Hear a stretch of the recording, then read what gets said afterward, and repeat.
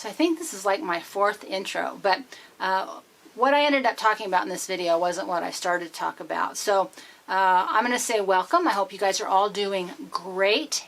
And the back end is a little rambly, but the bulk of this video is I'm looking for your input, and I'm sharing my input about maybe some practical, safer places to move to, because I'm trying to figure out where I want to go.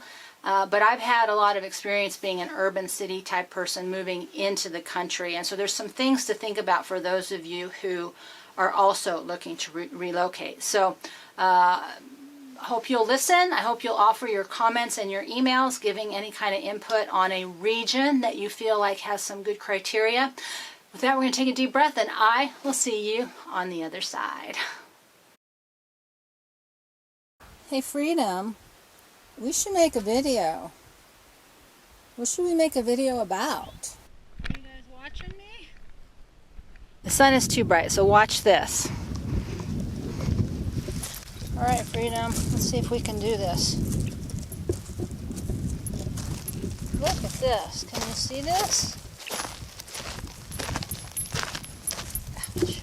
Come here. Can you see all that?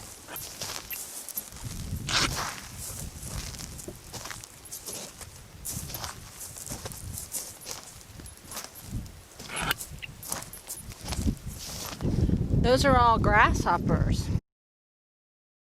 So for those of you who don't know, I'm in New Mexico, and I have the proud honor of being in a state with the most restrictions in the entire country for limitations around this whole mask thing and other issues in terms of control. Also, I thought this was really interesting, was the police are so overwhelmed by trying to enforce the number of restrictions. They put up an email within, I think, like the first couple days, maybe a week. They had 9,000 people email tattling on neighbors, family members, and businesses. They're not following the rules. So New Mexico is a terrible state. You know, the good news is in my little town, even though they try to enforce, I mean, they put out the information, I haven't seen any enforcement. People are walking around all over the place without masks. So, but now they're talking about, you know, state-to-state restrictions, out-of-state license plates. So one of my big concerns is getting stuck in a state and not being able to get out. And, you know, the state that seems, from my perspective, that's making the most sense is South Dakota, but I don't really want to live that far north. So all around me, you know, are hot spots. I have no idea what's actually happening. I have no idea what's going to be happening on the borders, because there's, you know, the future activity coming across the border. And so I thought I would just throw that out there. How are you guys doing, and where are you looking at if you're looking at relocating? And is your state safe? Do you feel like there is not as much crackdown? Because my state is completely out of money. They went behind closed doors. They did all this secret stuff. They put in more financial burden on the businesses that are already burdened. They're going to get rid of the police department. And the Albuquerque Police Department is kind of questionable. They seem to shoot a lot of people in this state, but it's getting to be nerve-wracking a little bit to be in New Mexico, and I'm trying to look at other states. And you know, the other question in all this is how many people should live in your town and in your county. And you know, Mountain Air is about 1,000 people, and so we have a little mayor and a little, you know, they only get $300 a month unless he's given himself a raise. So it's not a full-time job, but there is, you know, money that gets overlooked. And if you live outside of a little town, you don't get to vote. You're not part of the city and the city council structure. You don't get to put input, but you still are at the effect. So for those of you who don't know much about small towns, but that's sort of this next question, is how rural should we go? Because, you know, I think what a lot of people are trying to do is get out of Dodge. They're looking at how can I leave the bigger cities, but I just thought I would share a little bit about being on the other side of that. Is the rural towns don't like outsiders. You're not included. There's prejudice in terms of business stuff. You don't get helped. You don't get supplies. There's certain things that happen. It takes a long time to be part of the club. And one of the reasons I want to leave here is that there's so much diversity. There's a lot of infighting. But there's also, people are in their little tiny box and they're not open to anybody who's different. And different means you're not part of my family, or you haven't lived here for more than 30 years. I mean, there's people who've lived here for 30 years and they're still considered outsiders. Some small towns, not so much, but a lot of small towns are very small-minded and they don't like outsiders coming in. And to be fair, my experience has been in this town is the outsiders who came in tried to control and change everything. So I would not like that either. Unfortunately, you get lumped in with outsider if you weren't born here, or your family isn't 4 or 5 generations. So I know a lot of people are wanting to leave a bigger metropolitan area, but the smaller it is, oftentimes the more cliquey and small-minded it is. And when you live out in the middle of nowhere, when you're not attached to any community, then you're part of a county system, and that has its own sets of issues.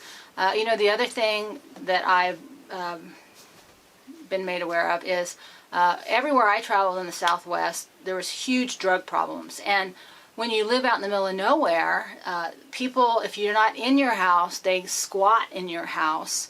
If you're in your house, they rob your house. So it isn't safer to be out in the middle of nowhere, pretty much. So it's making it more and more difficult to try to figure out where to go and what to do next. Because, what we see in movies and what we see in books telling us to relocate, a lot of that just has not been my personal experience. People are extremely kind and nice to your face, but that's very, very different than when the chips are down. And I've really seen a lot of issues around that as things are getting more uncomfortable. So loyalties lie with those who are in your tight circle. And if you're coming from the outside in, you are not part of that circle, even if you've been interacting with that circle for quite some time. And I think that is very difficult for people who have a lot of money or who are coming from a service economy, because there's this idea that if I'm paying you, you need to treat me a certain way. If I'm paying you, you need to provide a certain service. That does not happen out in the country. Paying you means nothing, because you don't know if they're going to show up, and you still don't know if they're not going to come back and rip you off.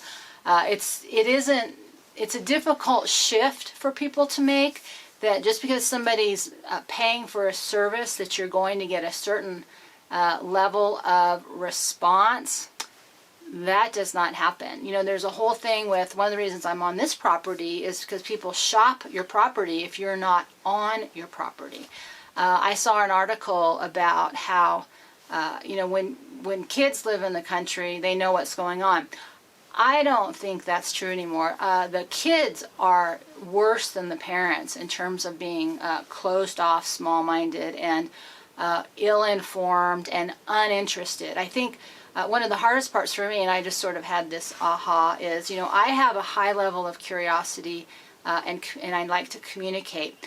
I do not find that in small towns. I find that from the people who are outside and come in, but people who are a real small town, they're not curious. They don't want to talk. They don't want to know about you. They're polite and they're kind to your face, but they don't really want to include you. They're not going to be thinking about you on how to protect you.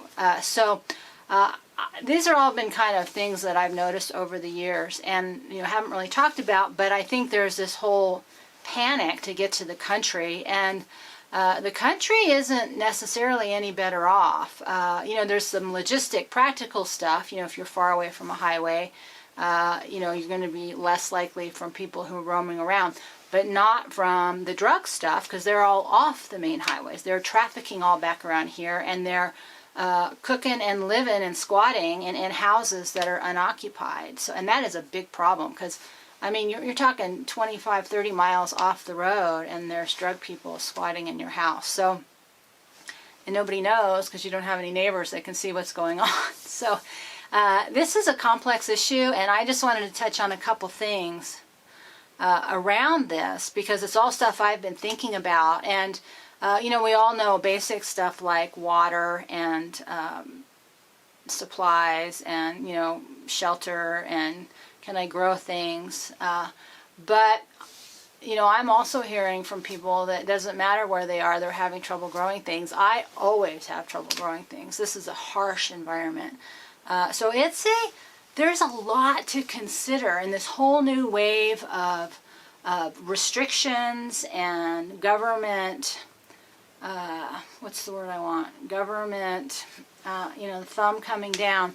So I'm thinking a lot, and I'm spending a lot of time, you know, looking around thinking where would be the best place to go, because there's a really good chance in a very short amount of time that wherever you are, whatever state you're in, you are stuck. And so I'm pretty sure I don't want to be stuck here in New Mexico, since we are kind of restrictive here. I don't anticipate that getting any better.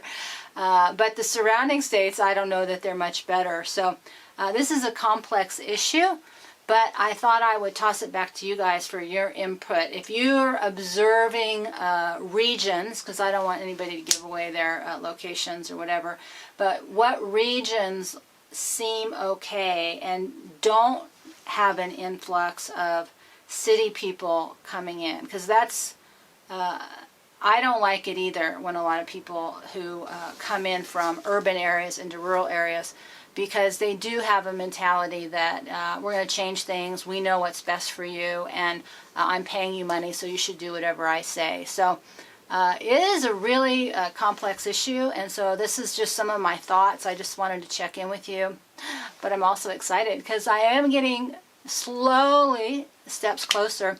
So I'm excited to show you what's going on inside the trailer, because it doesn't look anything like I had been planning, and it's like a puzzle I'm putting together, and I never know what I'm going to do till I get to that next piece of the puzzle. So I just got a couple more puzzles to solve, and you will be getting your first look here shortly, fingers crossed. So I hope everybody's doing great. I look forward to your comments or your emails about ideas, and with that, we're going to take a deep breath, and I will see you next time.